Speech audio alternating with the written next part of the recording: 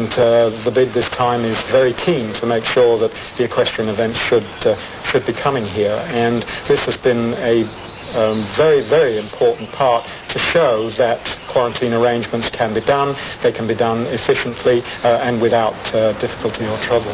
There's definitely been no expense spared to set up a quarantine area in order to house the international horses. A 60-acre enclosure surrounded by a $100,000 high-security fence has been built to cater for the horses transported to Australia. This is the first time a quarantine period could be enforced at an actual event, allowing horses to recover and stay in training to maintain their fitness. This whole area of the equestrian centre has been made a temporary quarantine zone for the purposes of this competition, and that required 2 weeks of a quarantine period. Just prior to competition, all advanced and novice riders must satisfy the ground jury that the animals are sound and ready to tackle the 3 disciplines.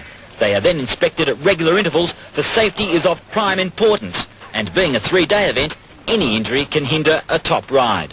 What we're looking for at the first veterinary inspection is to see that the animal is apparently fit and well and able to compete, and that there are no sores or lesions around the legs and back and head. And then we see the horse walk and then trot to see that the animal is sound or sound enough to compete in what is a fairly grueling event.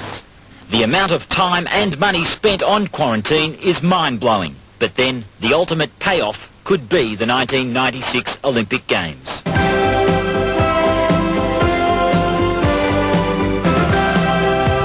keep an eye on. Heading the international cast is England's Lucinda Green, a world champion, 6-time winner of the famous badminton horse trials. Also from England, Lorna Clark, a member of winning teams at both world and European championships. From Scotland, Ian Stark, back-to-back winner at badminton and a silver medalist at the Olympic Games. The New Zealand contingent includes Lynn King, who came over to win the bicentennial 3-day event here in Australia last year, and Victoria Latter, an Olympic training squad member and World Championship competitor.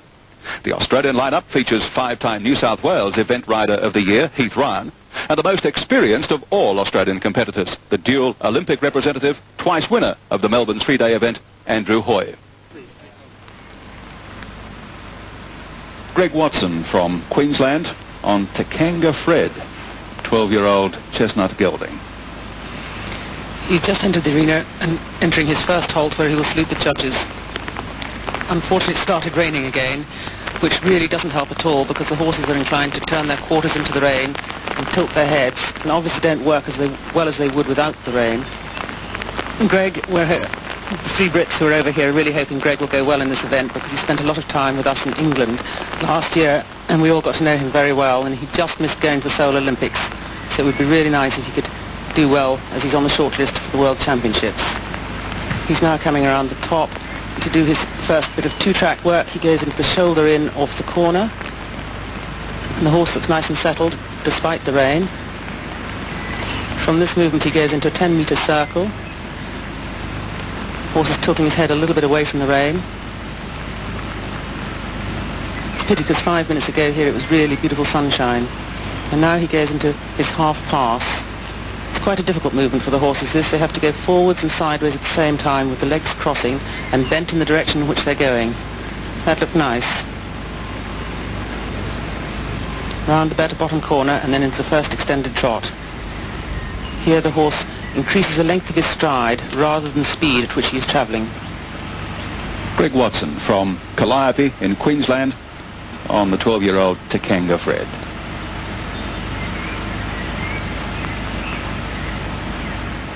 Victoria Latter from New Zealand on a quite impressive 11-year-old Chief. Yes, he has been very impressive. He's doing a lovely flowing test. He's very enthusiastic about it, going beautifully forward and well engaged behind. I'd have thought this is a very nice test to watch and will put her in good stead.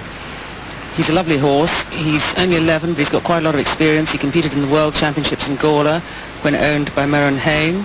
He's now been with Vicky for about a year, and they've really formed a good partnership, and I would have thought they'll be a good combination to have to beat tomorrow. He's just going into his second counter-canter. Goes right round the bottom of the arena in counter-canter. before doing an extended canter across the arena and then the final down the entrance, down the centre. He's lengthening on now, staying nicely on the bit, ears forward, shining in the sunshine. This has been a very pleasant test to watch. I would think she's going to be very pleased with this. He now trots down to the bottom, halts and salutes. Victoria Latter on Chief, a member of the very strong Kiwi team, Trans-Tasman Cup team.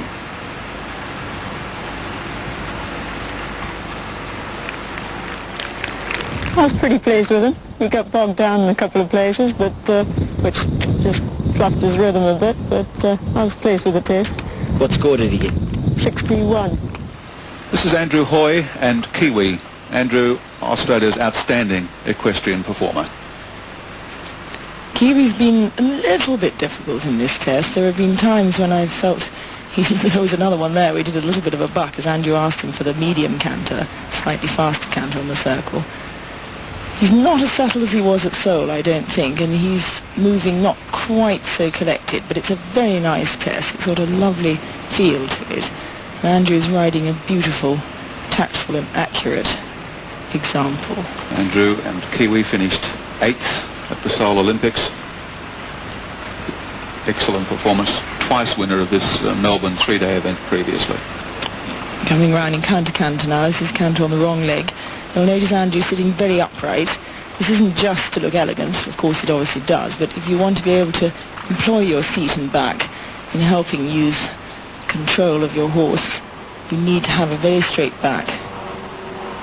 Let your back go and you lose half your control panel under your seat. And to trot on the centre line and up to the judges and halt. The horse's name is Kiwi, not the former Melbourne Cup winner, but Andrew would not swap him for the world. Officials trying carefully to guide this stray bird off the paddock, but to no avail at the moment. In fact, our international president, Captain Patrick Connolly-Carew, is there herding the peacock towards the gate. Well, you don't often see them in the air, but that was quite a long flight.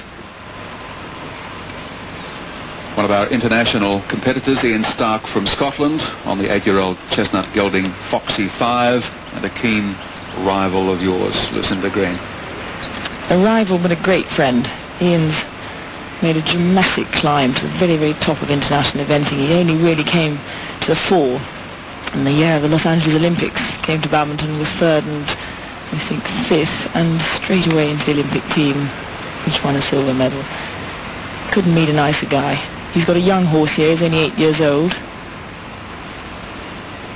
And looking like he's going to do a nice test. He's done one 3-day event before in Germany, the Melbourne, where he was right up after the dressage and well up after the cross country, then knocked all the show jumps down. But Ian had a bad fall earlier this spring, and he still wasn't right when he took the horse to the Melbourne in July. Once again, this nice test starts off giving the horse a chance to settle. He looks sensible. This horse is bred by the same sire as Oxford Blue, his Los Angeles Olympic horse. So he has hopes that this horse will be as clever on his feet as Oxford Blue was. Certainly impressive at this point. Ian Stark from Scotland on Foxy 5.